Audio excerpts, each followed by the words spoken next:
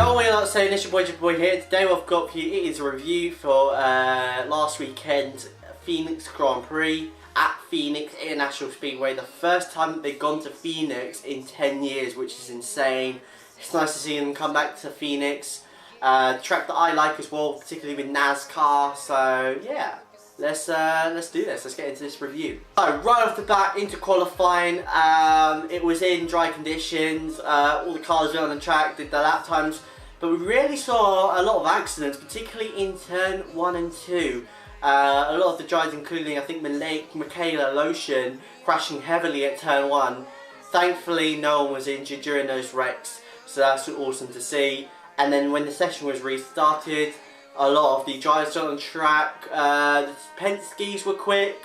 Andretti was quite quick as well. Hunter Ray was quick. Even Bourdais was quick as well, I believe. So yeah, a lot of the drivers were quick. But in the end, it was Elio Castroneves who got onto pole position for that stunning lap around that track. So yeah, an almost perfect lap, to be honest. So yeah, at the start of the race it was a very tight start, a lot of the drivers getting really close to each other, and then going into turn 1 we saw a really audacious start from Ryan Hunter-Reay. He swooped past 5 cars to take, I think it was 6th place, so that's awesome. What a start. He's like 11th and got up to 6th place, which is insane. So good start from Hunter-Reay. And then really afterwards we saw Montoya on the charge, trying to take the lead of the race, starting off with Tony Kanaan down the inside into turn 3, a good move to take the position of Tony Kanaan in 2nd place, and then afterwards was on the charge of Elio Castroneves. But as he was closing on Elio Castroneves, he reported a puncture in his tyre, forced him to pit and put himself right to the back of the field. I think he was like a lap down after those, so unfortunate for him there. And as a result, Montoya led the race until he had a puncture which put him out of contention of the race. It was insane. 2 Penske drivers having flat tyres from the lead of the race. It was crazy, man. I don't know what's going on in terms of Penske's tyre wears, to be honest, but in terms of tyre pressures, to be honest. But they really need to sort it out, to be honest, because you know, it could really cost them in the long run in terms of them doing well as a team. So yeah, even though they've got 4 drivers to rely on, so yeah. But then our first caution comes out, and that is Luca Felipe. Luca Felipe runs too deep, he runs into the wall, almost collects another driver who narrowly misses him, and as a result spins straight onto the infield, and as a result the caution flag results.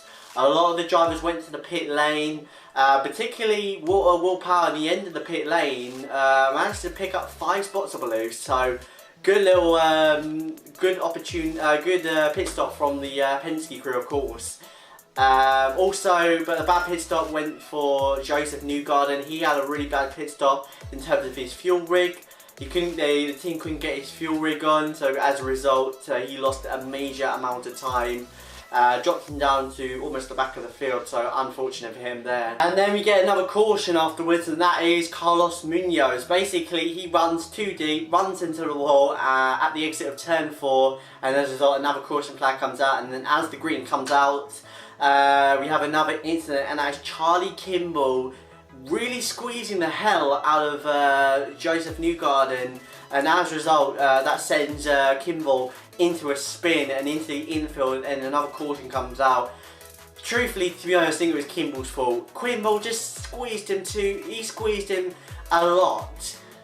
He squeezed him too much, to be honest, you know. I mean, I know you're going at 200 miles an hour, but dude, you gotta give some space to the other car, especially as you're on an oval, to be honest, and so close to danger. You gotta give each other some room, and you gotta give each other respect as well. So Kimball didn't, and as a result he paid the price for him smashing into the side of Joseph Newgarden, and putting paid to Kimball's chance of a good result. So we get back to green. Scott Dixon leads. He pretty much led the majority of the race, to be honest, so yeah, I'll talk about more about him later on.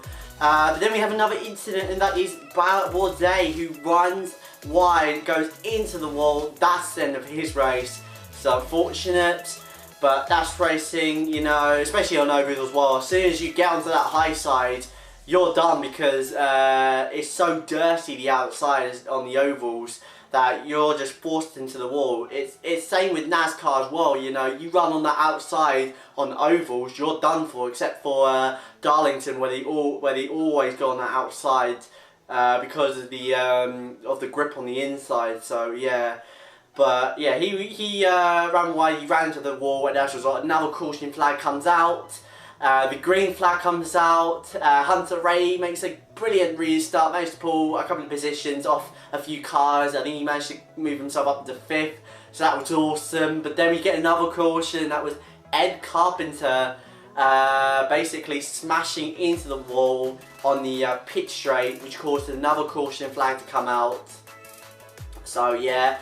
I don't know how it happened, to be honest, or how it started, to be honest, but what I knew, that he smashed into the pit wall, and that was pretty much it. I think he ran wide at the exit of 4, so yeah. Also, another thing I want to point out in terms of the Bourdais incident, Bourdais managed to continue, but later pitted, and then afterwards pretty much was almost a lap down, so yeah, and I think in the end he finished like 14th, so yeah, unfortunate, but is what it is sometimes racing, especially on ovals. Oval racing can sometimes be a bit of a cruel mistress. Sometimes you're on a good one in ovals, sometimes you're on a bad one, so yeah, it all comes down to like the balance on car, that kind of stuff, so yeah. Then Bourdais got into a bit of troubles as well as he squeezed Joseph Newgarden straight to that white line in the middle of turn 2 and turn 3 on the backstretch, really pushing him down to that white line there.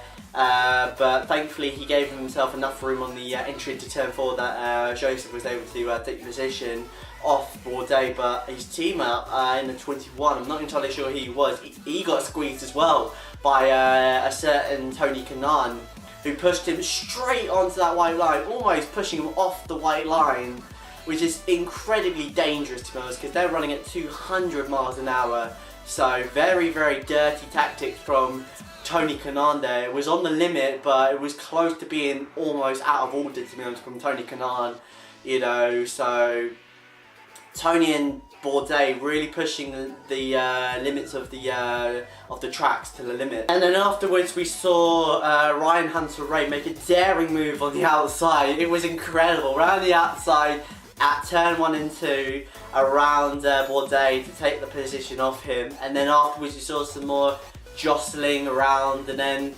Hunter-Reay again almost runs into the wall. Actually, I think he does, in actual fact. He runs into the wall. Thankfully, there's not a lot of damage on his car, so he's able to continue.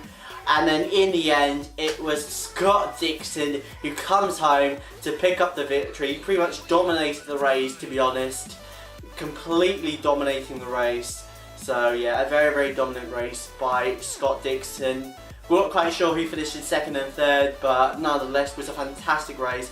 Thoroughly enjoyed it. A lot of battles going on, including Ryan Hunter-Reay in terms of him like passing a lot of drivers, doing daring moves, that kind of stuff. It was fantastic to watch as a Ryan Hunter-Reay supporter, so yeah. So that's going to do it for today's video. If you enjoyed this video, be sure to hit the like button below. Comment below what you thought about the race. Was it enjoyable to you guys? Or was it somewhat of a meh race? But anyways, I hope you guys enjoyed this video. Hit the like button below, subscribe if you are. So yeah, this is Jabba Boy. I am out.